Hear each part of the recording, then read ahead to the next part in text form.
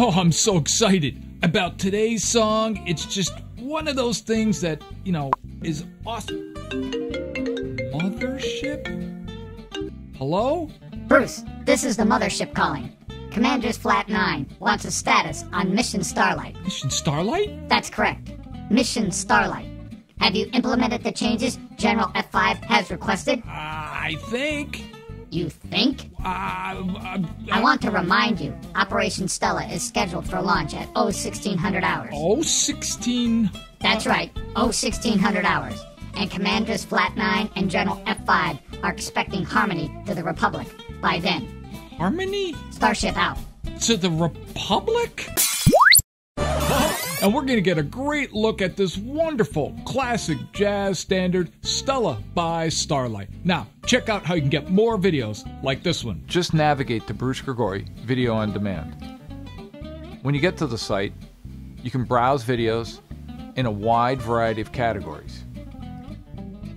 Each video covers a different topic and has bonus content and supporting documentation. There's even a free trial option.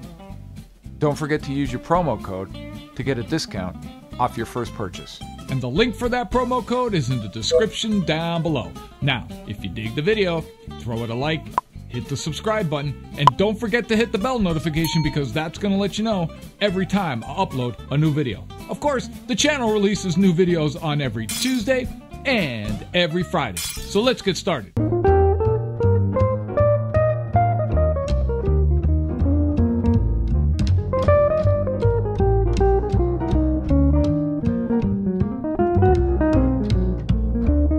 Stella by Starlight by Victor Young. What an awesome, awesome classic jazz standard. Now, this is one of those rite of passage tunes for a lot of players, and it's one that can kind of freak people out, like Giant Steps or some of the other tunes, because it's got some non-standard harmony. On the channel, we've really been talking about parallels and the whole idea of connecting tunes. Well, this is one that's really difficult to connect to another tune because it's got some pretty non-standard harmony. What I'm going to attempt to do is show you that some of the harmony is more standard than you might have thought. Now, what do I mean by that? Well, it's the beginning of the tune. Really, it's a minor 2/5 to D minor.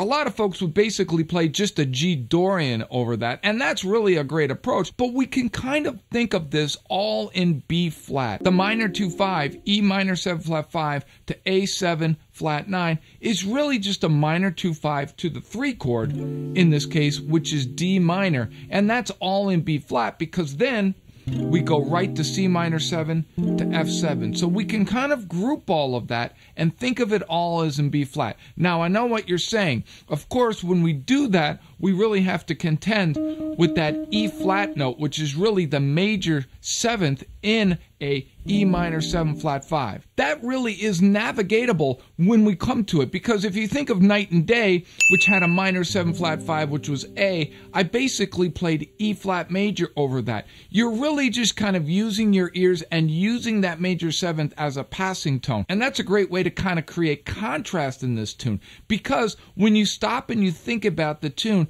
really the next part, F minor 7 to B flat 7, is really getting to the 4 chord, and that's just a 2/5 to the 4. And then we get to some gold, which is the awesome component of the flat 7/7. Now, the flat 7/7 is another one of those non-resolving dominants. Of course, we're going to use Lydian flat 7 over it, and it's just a different approach. We sometimes call it the backdoor dominant because we're resolving right to that B flat that way.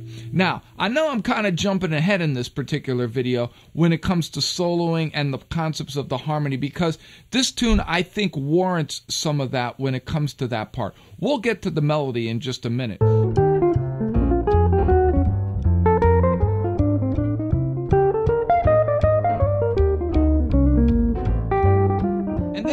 Part, we have that minor 2/5, but this time Victor Young basically resolves that because he's taking us to B flat 7 and he's resolving it to the 3rd this time, and then we have that part where we're getting to B flat minor 7 to E flat 7 to F major. That's the only part that's really odd within the tune. And you might be asking, well, how are we getting to that B flat minor 7? Basically, if you think about it, it's a 2-5, but it's a minor third apart. So instead of having a G minor 7 to C7, basically what's happening is we're moving that a minor third up, which we can do, and using yet again another backdoor dominant, or that E flat 7 or the flat 7/7 to resolve us to F major. So it's not that complicated, and we have a really short period of playing in F major essentially. We're basically back to B flat with a minor 2-5 to the third or the 3 chord, and then we have what we would think of as a minor 2-5,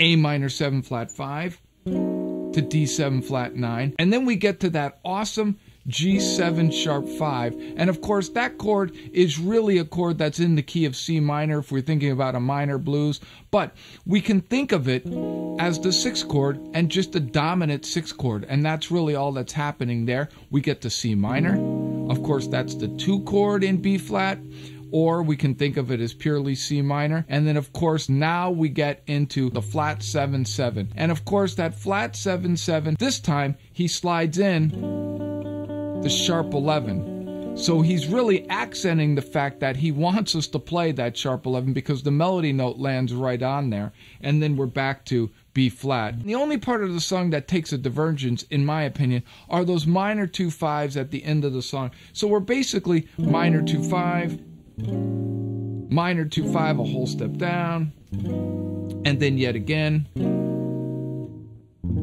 and then resolving to 1. I'm basically playing over all of those minor 2-5s. Check it out.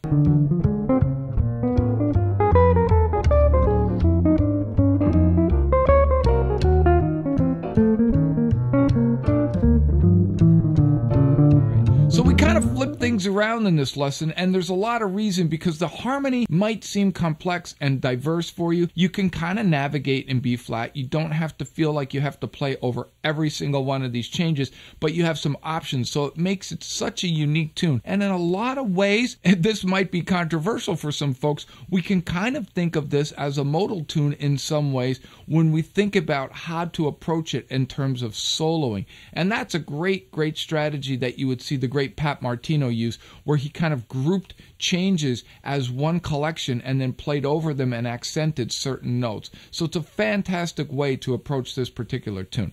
Now, when we think about the melody and the chord melody is really another focus of this lesson, so let's give that a listen.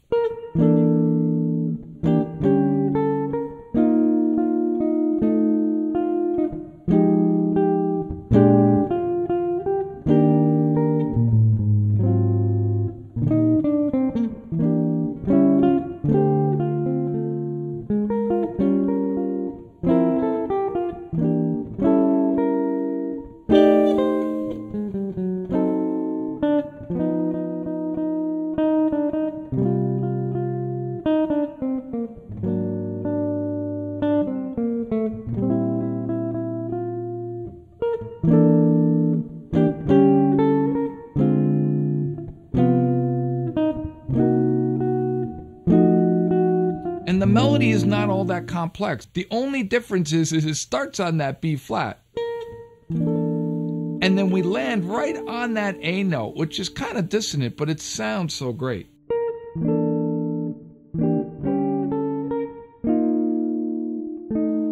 And then I'm basically a minor 2-5 to the 4.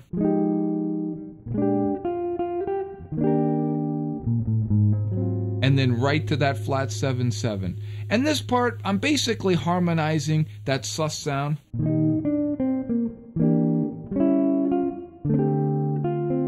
Then that 2-5.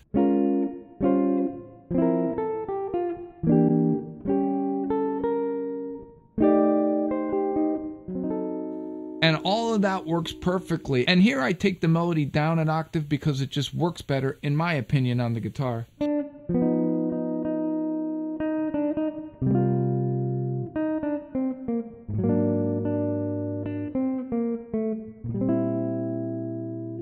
And we can resolve it up to that F if you like. It sounds really cool. And then basically the same thing on the outro.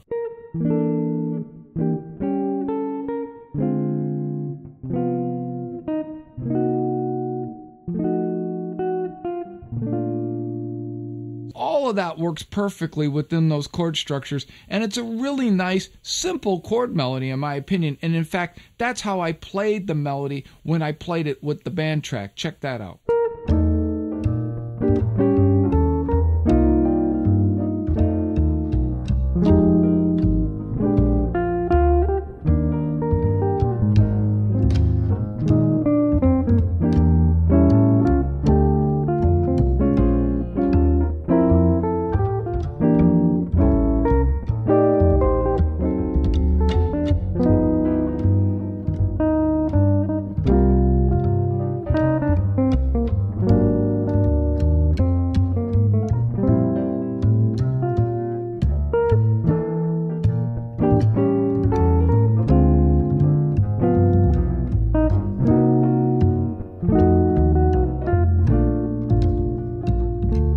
And that's really everything in this tune. It's really not that complex. It's not hard to get our arms around it, and it's one we should really have in our book of tunes.